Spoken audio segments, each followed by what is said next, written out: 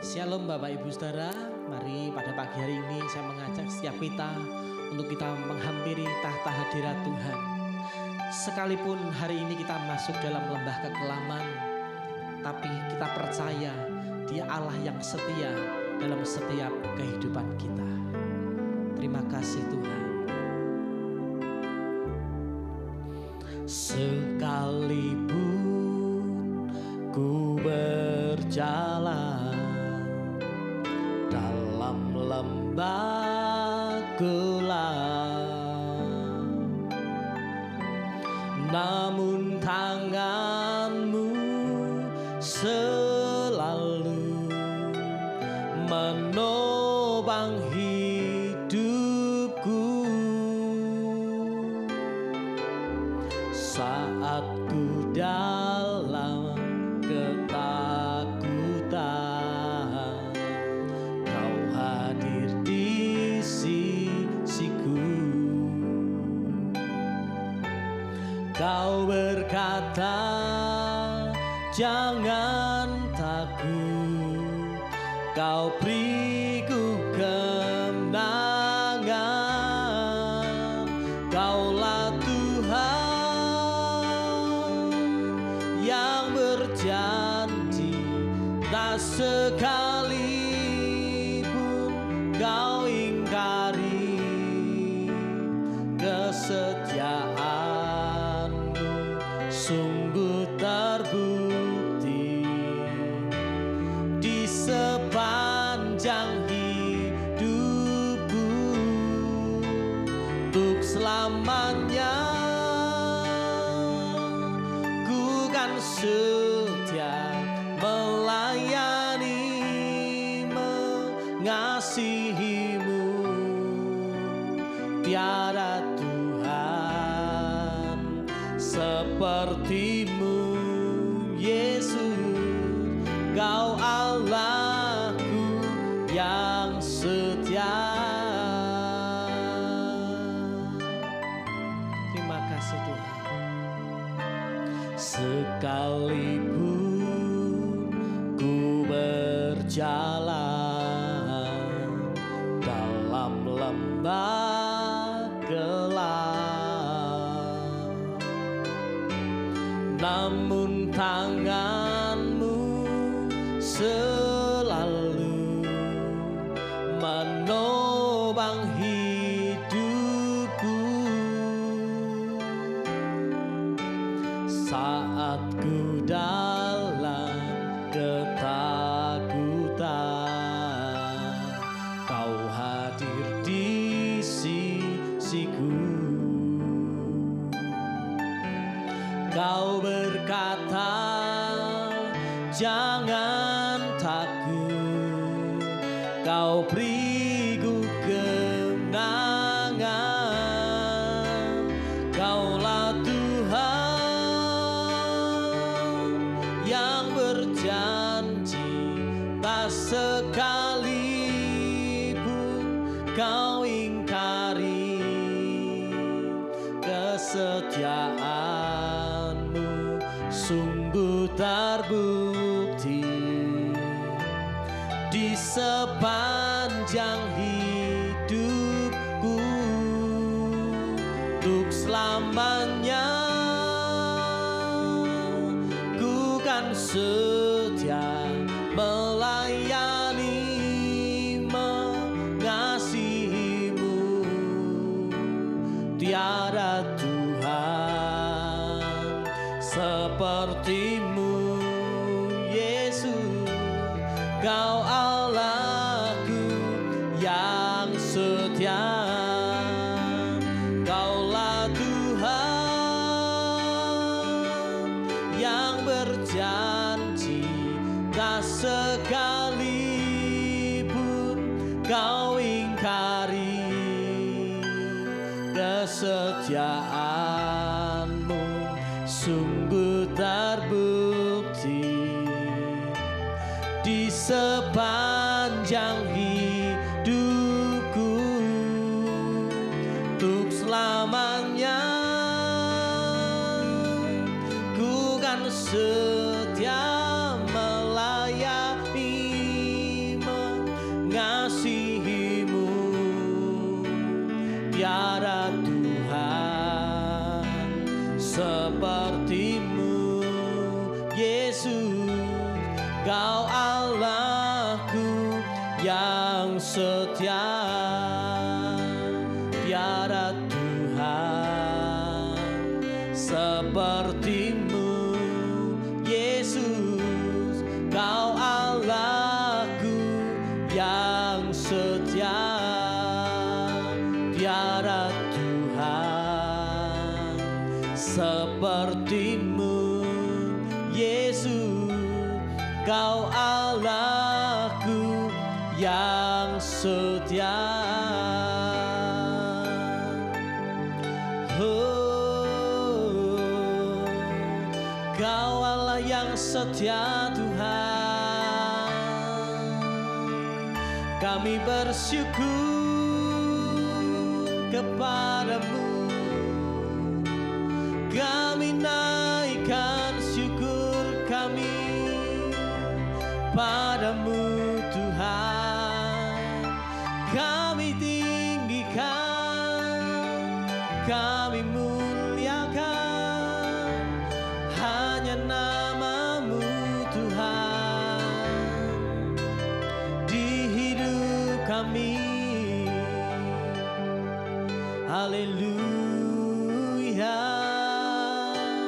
Kau yang layak disembah, layak ditinggikan, layak diagungkan. Oh Yesus, terima kasih Kau tak pernah ingkari janji. Terima kasih Tuhan. Haleluya.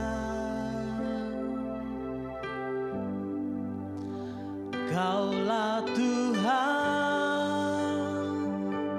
yang berjanji, tak sekalipun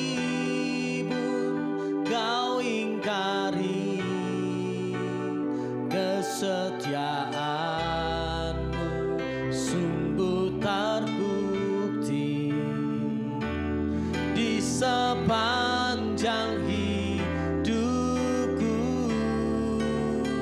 untuk selamanya ku kan setia melayani, mengasihimu. Tiada Tuhan sepertimu. Yesus, Kau Allahku yang setia, tiada Tuhan sepertimu. Yesus, Kau Allahku yang setia, tiada Tuhan sepertimu. Yesus, Kau Allahku yang setia. Kaulah kami yang setia ya Tuhan. Kau tidak pernah mengingkari setiap janji-Mu. Tiba saatnya Tuhan kami ingin renungkan akan sebagian dari firman-Mu. Kami siapkan tanah hati kami untuk mendengar sabda kebenaran-Mu. Di dalam nama Yesus, haleluya. Amin. Shalom, selamat pagi Bapak Ibu Saudara sekalian. Kita bersyukur pada pagi hari ini kita diberikan anugerah oleh Tuhan untuk menikmati setiap kebaikan-kebaikan yang dinyatakan di dalam kehidupan kita Bapak Ibu Saudara sekalian. Hari ini kita sudah melewati hari yang panjang, 1 bulan lebih kita masuk di tahun 2026. Dan kita melihat kebaikan Tuhan yang tidak pernah berhenti di dalam setiap hari, di dalam setiap waktu yang telah kita lewati bersama dengan Tuhan. Ini semua membuktikan bahwa kasih karunia Tuhan, penyertaan Tuhan itu nyata di dalam kehidupan orang percaya. Bapak Ibu Saudara sekalian, mari kita akan merenungkan satu kebenaran firman Tuhan yang saya ambil di dalam Yunus pasal yang pertama ayat yang ke 2 dan 3 saya akan bacakan bagi Bapak Ibu Saudara sekalian. Yunus pasal yang pertama ayat 2 dan 3. Bangunlah, pergilah ke Niniwe, kota yang besar itu, berserulah terhadap mereka, karena kejahatannya telah sampai kepadaku. Ayat yang ketiga, tetapi Yunus bersiap untuk melarikan diri ke Tarsis, jauh dari hadapan Tuhan.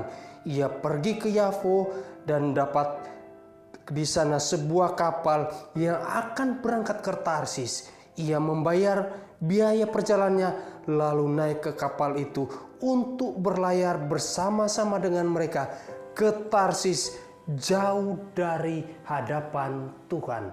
Bapak Ibu Saudara sekalian, cerita ini adalah cerita anak sekolah minggu yang sering kita dengar ketika kita masih duduk di bangku atau di sekolah minggu. Dan ini ada cerita yang sangat seru ketika kita bertanya, cerita Yunus tentang apa? Cerita tentang ikan yang besar yang makan Yunus masuk ke dalam perut ikan selama 3 hari. Yang menarik Bapak Ibu Saudara sekalian. Tapi di sini kita akan melihat, saya berikan tema firman Tuhan di sini, kasih Tuhan bagi semua orang. Bapak Ibu Saudara sekalian, kasih Tuhan bagi semua orang. Kalau kita melihat Yunus ini diutus oleh Tuhan untuk pergi ke Niniwe, memberitakan kabar baik kepada mereka, menyuruhkan peringatan kepada mereka untuk bertobat dari setiap kejahatan yang mereka lakukan pada saat itu. Dan apa yang dilakukan oleh Yunus? Dia mendengar. Dia mendengarkan apa yang dikatakan Tuhan.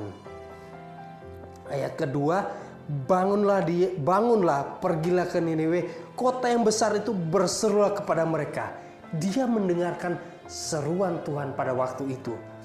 Tapi yang buat Tuhan kecewa di sini, dia mendengarkan, tapi dia tidak melakukan apa yang diperintahkan oleh Tuhan.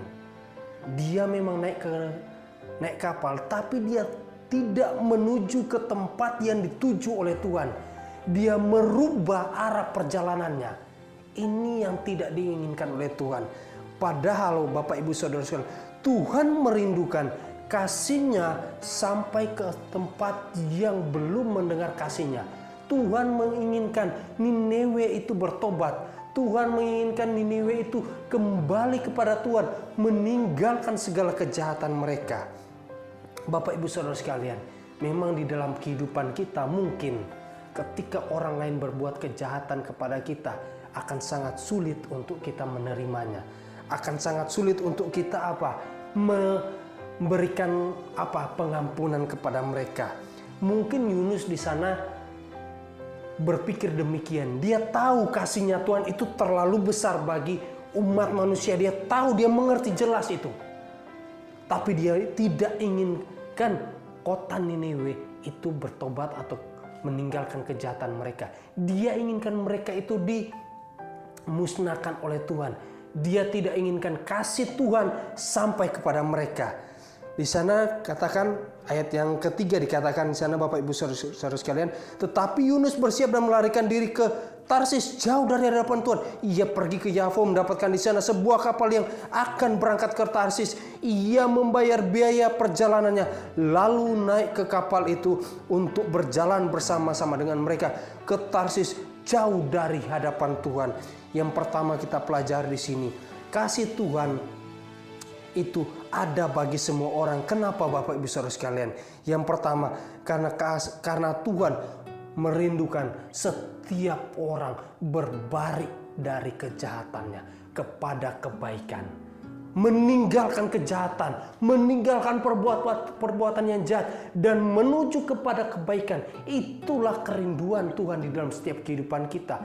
Setiap kehidupan kita pasti punya jejak-jejak peninggalan kejahatan, perbuatan-perbuatan yang tidak meninggalkan Tuhan. Tetapi ketika kita mendengar tentang Dia, mendengarkan Injilnya, mendengarkan firman Tuhan, kita berbalik kepada Tuhan dan kita melihat kasih karunia Tuhan dinyatakan dalam kehidupan kita.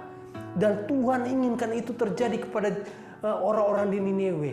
Tuhan sangat merindukan itu. Tetapi Yunus tidak merindukan itu. Dia ingin mereka dimusnahkan. Tapi Tuhan memberikan peringatan kepada Yunus bahwa kasih Tuhan itu harus terjadi kepada setiap orang. Tuhan merindukan orang yang berbuat jahat, orang yang ada dalam kejahatan, orang yang ada dalam dosa, itu meninggalkan dosanya dan kembali kepada Tuhan, mencari Tuhan. Itulah kerinduan yang pertama yang diinginkan Tuhan. Sehingga dalam kehidupan, di dalam kenyataannya, Yunus pada akhirnya harus kembali untuk memberitakan Injil itu. Yunus harus kembali kepada Niniwe untuk memberitakan kabar itu. Dia harus bertobat.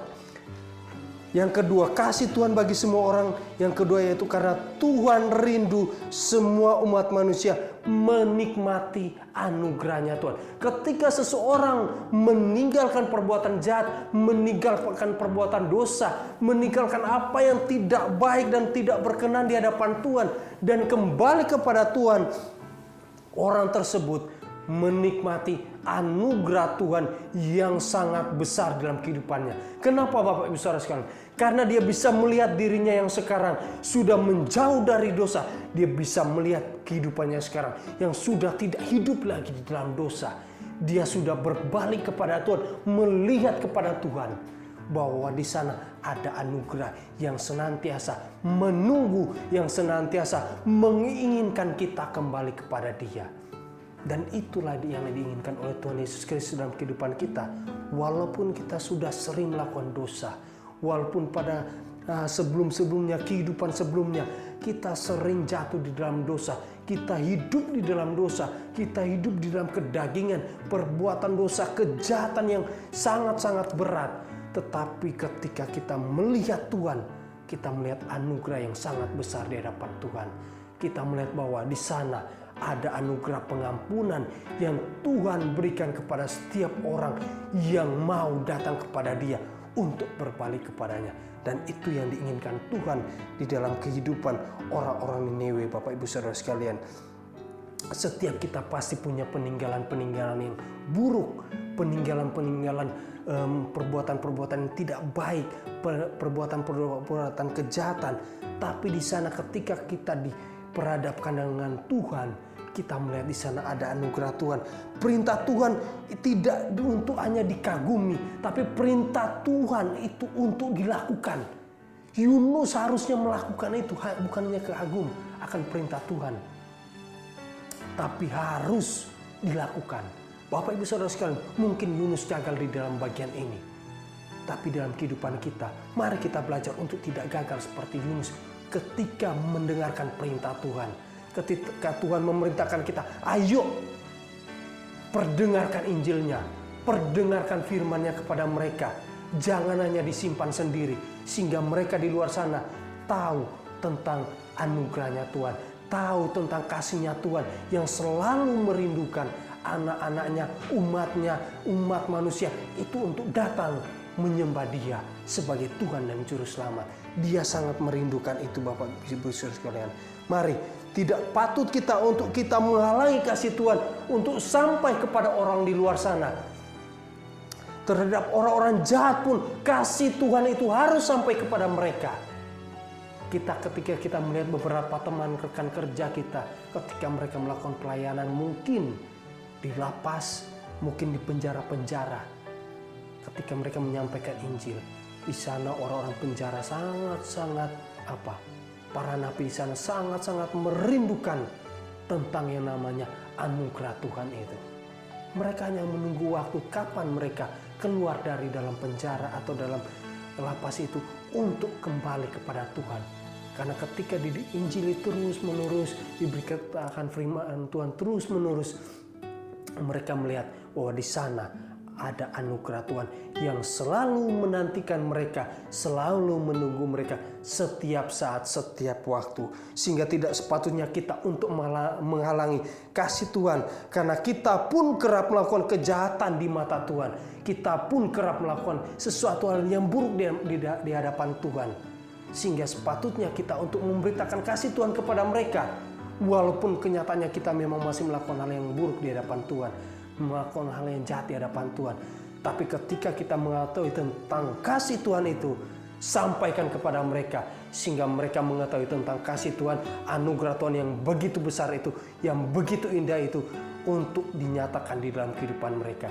Mari Bapak Ibu Saudara sekalian, kita belajar dari Yunus 2 bagian ini yang sederhana ini Bapak Ibu Saudara sekalian, bahwa kasih Tuhan itu harus disampaikan kepada mereka.